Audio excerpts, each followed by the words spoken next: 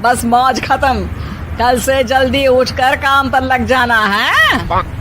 अरे माँ आज ही यहाँ आई है, इसे सब समझने के लिए कुछ दिन तो दो।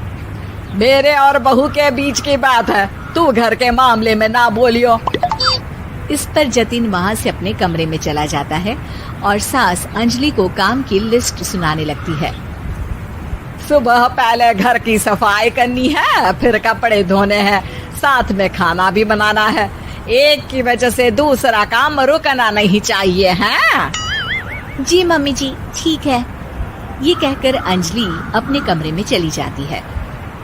अंजलि, मम्मी हमेशा बोलती थी बहू आएगी तो उनका काम हल्का होगा, पर मुझे नहीं पता था कि वो काम हल्का करने की जगह टाल ही देंगी। कुछ नहीं होता, ये सब मैं अपने घर में भी तो करती थी, मुझे आदत है, कोई दिक्कत नहीं होगी। ठीक है, पर अगर कुछ हो तो बता देना। दोनों सो जाते हैं और अगली सुबह से अंजलि जल्दी उठ के सास के बताए कामों में जुट जाती है, जिसमें वो जैसे ही कपड़े धोने लगती है तो सास वहाँ आ जाती है। अरे सुनो, ये कपड़े ऐसे नहीं धुलेंगे, सबको डिवाइड कर फिर एक एक करके अलग अलग धोने हैं। क्या? एक एक कपड़ा अलग करके? एक बार में सुनाई नहीं देता क्या? वही बोला है मैंने, लग जाओ काम पर हैं?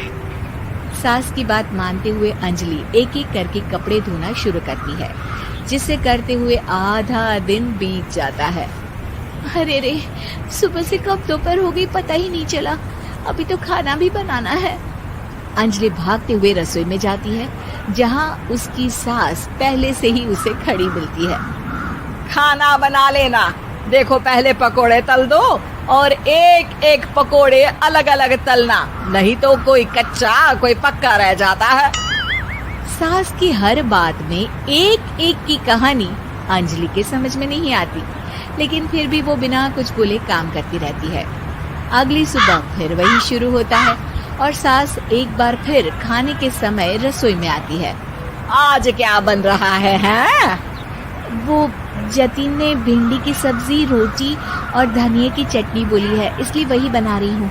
अरे वाह जी वाह, बढ़िया है। पर भिंडी एक एक करके धोना, फिर टोवेल से पोंछकर एक एक करके ही काटना, साथ ही धनिए की पत्ती भी एक एक करके ही धोना। अरे पर मम्मी जी। अरे क्या पर? सफाई का ध्यान रखना आता भी है या नहीं है? मैं ये सब सबकी हेल्थ के लिए ही तो कर रही हूँ ना, और तुम अर पर करती रहती हो हैं? सास की बातें सुन अंजलि हैरान रह जाती है। मैं तो सिर्फ सोचती थी कि जानबूझकर मेरा काम बढ़ाने के लिए ये सब करती हैं, पर ये तो काम बढ़ाने के साथ परेशान भी करना चाहती हैं। मैंने इनकी कौन सी बहस खोल दी जो इतनी दुश्मनी निकाल रही हैं? अब क्या करूं? अब अंजलि सास की बातों और हरकतों के बीच फंस जाती है। काम के लिए मना भी नहीं कर सकती, नहीं तो जाने कौन सा ड्रामा खड़ा कर दे। पर अंजलि, तुझे कुछ तो करना पड़ेगा। इतनी देर में जतिन भी वहां आ जाता है।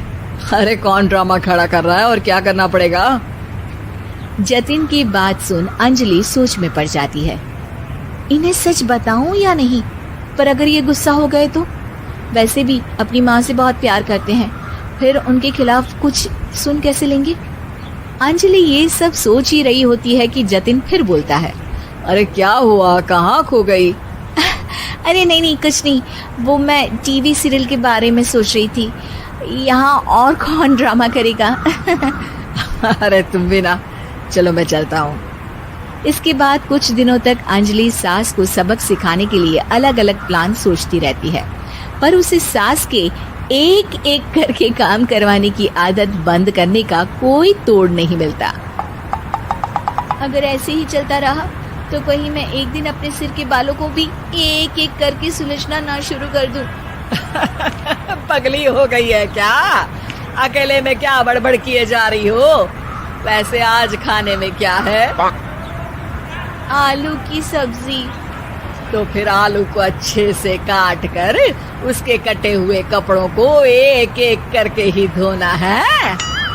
बिल्कुल, इसे कैसे भूल सकती हूँ, मेरे जी का जंजाल। अरे बातें कम काम ज्यादा हैं।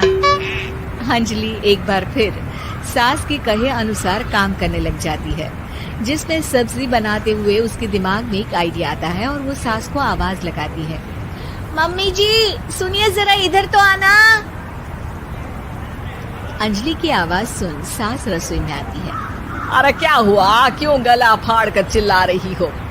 कुछ नहीं, वो सुबह कपड़े धोने की जल्दी में नहाई नहीं थी और अब शाम की पूजा भी करनी है, तो आप जरा सब्जी देख लीजिए ना, तब तक मैं नहा कर आती हूँ।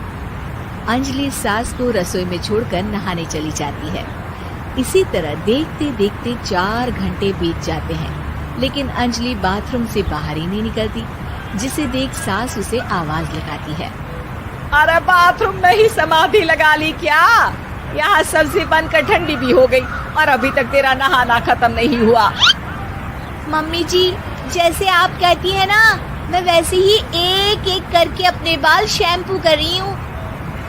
तो अभी 3 घंटे और लगेंगे, तब तक काम और जतिन को खाना सर्व करना आप संभाल लेना। इस तरह अपने नहले पर बहू का दहला देख सास शॉक्ड रह जाती है, जिसके बाद से घर में एक एक करके करने का